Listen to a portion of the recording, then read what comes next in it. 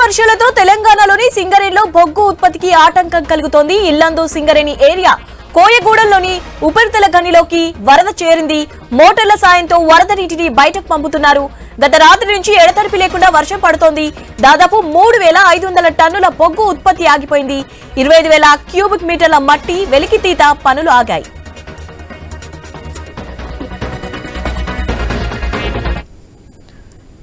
Right, దీనిపై updates తెలుసుకుందాం. ఈ బొగ్గు ఉత్పత్తికి సంబంధించి మా ప్రతినిధి నవీన్ ఉన్నారు. నవీన్, అప్డేట్స్ ఏంటి?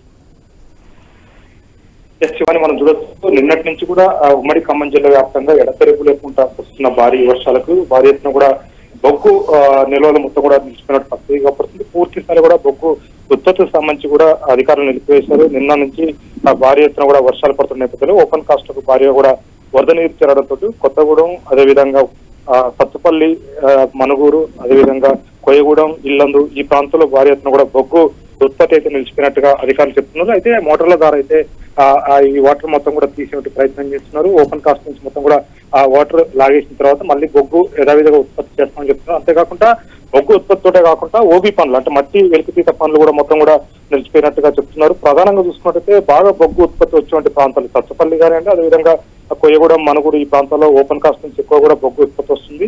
ఈ నేపథ్యంలోనే వర్షాలు అంటే ఎడతెరిపి లేకుండా నుంచి పడుతున్న భారీ వర్షాల నేపథ్యంలో పూర్తి స్థాయి కూడా ఉత్పత్తి మొత్తం కూడా నిలిపివేశామని చెప్పేసి కూడా సింగరేణి అధికారులు చెప్తున్నారు. వర్షం తగ్గిన తర్వాత ఈ వరద మొత్తం కూడా ఓసీలకు చేరుకుంది. ఈ ఓసీలకు చేరుకున్న వరదను కూడా పూర్తి స్థాయి కూడా మోటార్ల ద్వారా బయటికి తీసిన తర్వాతనే మళ్ళీ బొగ్గు ఉత్పత్తి చేస్తామని చెప్పేసి కూడా అధికారులు అయితే చెప్తున్నారు. అంతేకాకుండా పూర్తి స్థాయిలో కూడా జిల్లాలో ఉన్నట్టు అంటే ఒక బొగ్గు ఉత్పత్తి ఇవి పూర్తి స్థాయిలో ఆటంకం ఉన్నప్పుడు కూడా జిల్లాలో ఉన్నటువంటి ప్రాజెక్టులు ఇటు కిన్నరసాని కానివ్వండి, కాలిపేరు, ఈ వైరా రిజర్వాయర్ వీటికి కూడా పూర్తి స్థాయి కూడా వరద నీరు పోటెత్తడంతో కూడా నిండుకుండలుగా కల్పిస్తున్న ప్రాజెక్టు మొత్తం కూడా పూర్తి స్థాయి కూడా రైతుల్లో కూడా ఒక ఆనందం వ్యక్తం చేస్తున్నట్టు పరిస్థితి కనపడుతుంది. అంటే ఇన్ని రోజులు పూర్తి స్థాయి కూడా ఉమ్మడి జిల్లా వ్యాప్తంగా వర్షాలు లేకపోవడంతో ఒకేసారిగా నిన్న నుంచి ఎడతెరిపి లేకుండా భారీ వర్షాలు పడడం, అది కాకుండా వరదలు రావడంతో కూడా పూర్తిగా కూడా కొన్ని ప్రాజెక్టులు అయితే నిండుకుండగా మారినాయి. అంతేకాకుండా పూర్తిగా ఏజెన్సీ ప్రాంతాలు అంటే భద్రాద్రి కొత్తగూడెం జిల్లాలోని ఏజెన్సీ ప్రాంతాల్లో పలు గ్రామాలకు కూడా రాకపోకలు కూడా మొత్తం కూడా నిలిపేశారు. ఎందుకంటే వాగులు వంకలు పొంగి పొరలడంతో కూడా పూర్తి స్థాయి కూడా ఆ ప్రాంతాలకు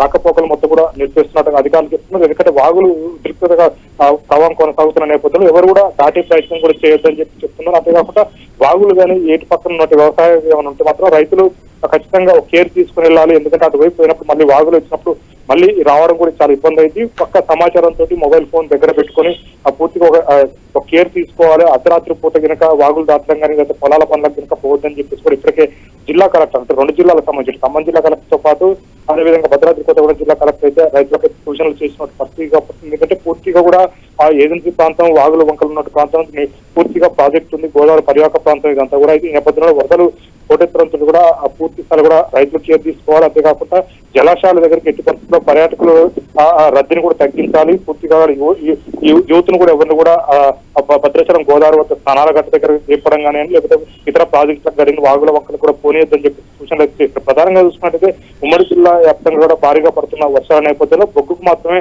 తీవ్ర నష్టం వాటిల్లినట్టు పరిస్థితి కాబట్టి నిన్న నుంచి కూడా పూర్తి స్థాయి కూడా ఓపెన్ కాస్ట్ లో ఉత్పత్తి మొత్తం కూడా నిలిపేసినట్టుగా అధికారులు చెప్తున్నారు. మళ్ళీ వర్షం తగ్గిన తర్వాత నీరు మొత్తం బోర్ల ద్వారా తీసేసిన తర్వాత మళ్ళీ ఉత్పత్తి చేస్తామని చెప్పేసి కూడా సింగరేణి అధికారులు అయితే చెప్పినట్టు పరిస్థితి కాబట్టి సింగరేణి వ్యాప్తంగా కూడా బొగ్గు నిల్వలు ఉన్న నేపథ్యంలో పూర్తిగా కూడా ఉన్నటువంటి నిల్వలు విద్యుత్ కేంద్రాలు సరిపోతాయి. ఇప్పుడు మళ్ళీ 2-3 రోజులు వర్షాలు పడ్డగా ఏం కాదు, ఇంకా తర్వాత మళ్ళీ ఉత్పత్తి చేసినా కానీ పూర్తిగా కూడా వాటికి నిల్వలు అందించే ప్రయత్నం చేస్తామని చెప్పేసి కూడా సింగరేణి అధికారులు చెప్తున్నారు. Right, thanks for update Naveen.